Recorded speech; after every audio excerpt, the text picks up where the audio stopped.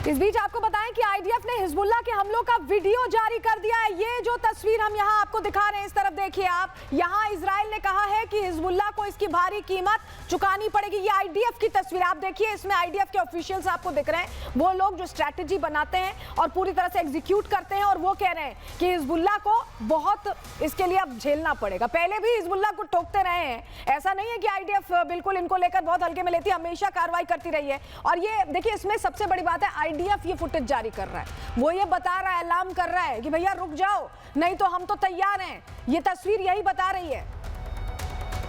और ये एक और नई तस्वीर, कुवैत की तस्वीर देखिए, ये आपको ड्रोन दिख रहा है। ये ड्रोन है जो शायद आसमान से ये नीचे गिर रहा है। अब क्या इसे इंटरसेप्ट किया गया, इस वजह से गिर रहा है, या इसे ये कहीं डगमगा रहा है, अपने जो एक तरह से कहीं टारगेटेड लोकेशन है वहां नहीं जा पा रहा है। और ये देखिए अब जानकारी जो मिल रही है, यूएस का प्लेन क्रैश है। ये दरअसल ड्रोन और प्लेन्स एक तरह क्या ही इनका दिखने का एक तरह से इनका स्ट्रक्चर होता है, लेकिन ये यूएस का प्लेन क्रैश हुआ है। ये तो बहुत बड़ी खबर है एक लिहाज से, आप समझिए, अगर यूएस का प्लेन क्रैश हो रहा है कुवैत में, तो ये तो बहुत बड़ी खबर है। यानी यूएस कुछ प्लान कर रहा था, यूएस कुछ करने जा रहा था, उससे पहले ये प्लेन क्रैश हुआ है। अब इसके पीछे की वजह समझनी होगी कि कैसे क्रैश हुआ है। क्या कोई तकनीकी खराबी आई, या ईरान की कोई अलर्टनेस थी जिसका ये नतीजा है? ये बहुत सारे सवाल इस तस्वीर के साथ खड़े होते हैं, लेकिन ये तस्वीर देखिए कैसे पूरा प्लेन नीचे जा रहा है। एक बार आप गर्जना सुनिए, जब क्रैश होता है क्या हालात होते हैं।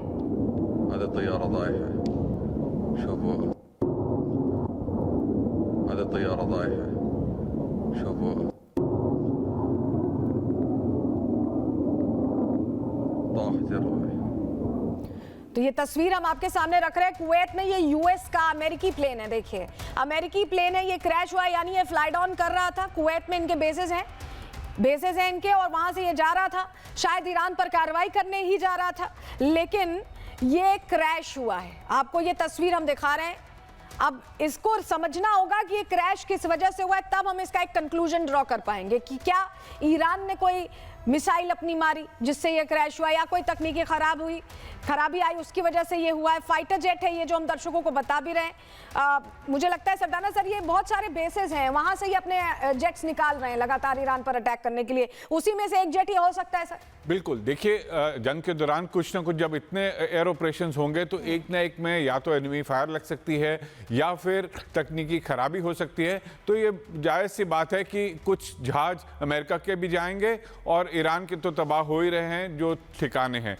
लेकिन देखना ये है कि जो 4 हफ्ते की जो बात डोनाल्ड ट्रंप कह रहे हैं कि क्या अमेरिका 4 हफ्ते सस्टेन कर पाएगा। लोग सिर्फ ये पहले पूछ रहे थे कि ईरान क्या अमेरिकन और इजरायली अटैक झेल पाएगा। मैं कहता हूं क्या अमेरिका 4 हफ्ते इस ऑपरेशन को सस्टेन कर पाएगा। ये बहुत मुश्किल चीज़ है, क्योंकि आप एक दूसरी जगह पर हैं और आपके लिमिटेड ही सप्लाईज हैं, स्टॉक्स हैं, और आपके बेसिस को एक के बाद एक निशाने पर लिया जा रहा है। बिल्कुल, ये तस्वीरें हम दिखा रहे हैं दर्शकों को, कुवैत की ये तस्वीर जहां यूएस का जेट क्रैश हुआ है। अभी इसमें बहुत सारे कंक्लूजन्स ड्रॉ करने में थोड़ी जल्दबाजी हो सकती है, क्योंकि अभी ये पता नहीं चला है किस वजह से क्रैश हुआ है, लेकिन नुकसान है अमेरिका के लिए, क्योंकि अब वो इस समय पूरी तरह से फुल एक्टिव मोड में आ चुका है। और जी आप देखिए कि जो ये लड़ाई लड़ रहा है, वेनेजुएला जस्ट उसके बैकयार्ड पे था, लेकिन ये लड़ाई के लिए 7000 किलोमीटर यूएस के जो एयरक्राफ्ट कैरियर अब्राहम लिंकन वगैरह वो वहाँ पे। तो जैसे मेरे फेलो पैनलिस्ट ने कहा था, बिल्कुल सही बात है कि यूएस के यहाँ पे जो रिसोर्सेज है वो लिमिटेड है। इवन उसके एयर बेस है इन सारी कंट्रियों में, लेकिन उनमें जो उसके स्टॉक पाइल है, उसके अम्यूनिशन है, मिसाइल्स है, वो लिमिटेड ही है। तो उसके लिए भी ये डिफिकल्ट है कि कितने टाइम सस्टेन कर सकता है। दूसरा, आप इसराइल को देखिए, इसराइल ने हमास से लगातार उसकी लड़ाई चल रही थी, उसके बाद उसका ईरान से अभी 12 दिन का युद्ध हुआ था, और आप मानिए नियरली 12 दिन की लड़ाई में जो आयरन डोम था वो ईरान की मिसाइलों ने कई बार उसको भेदा था, उसका नियरली $50 बिलियन का नुकसान हुआ था। तो वो भी आसान नहीं है, इजराइल उससे अभी तक रिकवर नहीं हुआ है। तो ये इजराइल और यूएस के लिए भी इस लड़ाई में लिमिटेड रिसोर्सेज हैं, इसीलिए वो बाकी कंट्रियों को, जैसे अब यूके वगैरह को रोप इन कर रहे हैं, so that they can sustain it for a long time. पहले उन्हें लग रहा था कि शायद ये जैसे ही हम टॉप लीडरशिप को मारेंगे ये लड़ाई जल्दी खत्म हो जाएगी, लेकिन ऐसा नहीं हुआ।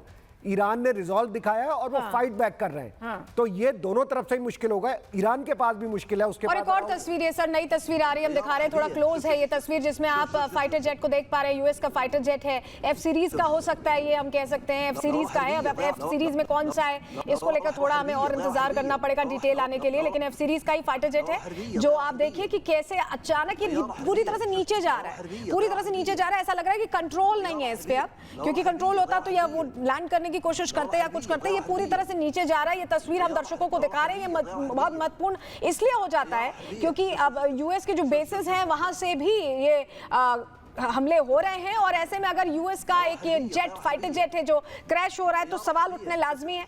और ये एफ सीरीज का है। कोचर सर को भी मैं इंक्लूड करना चाहूंगी। कोचर सर, ये तस्वीरें आ रही हैं यूएस का जेट क्रैश हुआ, हालांकि बहुत जल्दबाजी होगा कहना कि क्या टेक्निकल फॉल्ट हुई या इंटरसेप्शन की वजह से हुआ है, लेकिन आपको तस्वीर देखकर पहली नजर में क्या लग रहा है सर?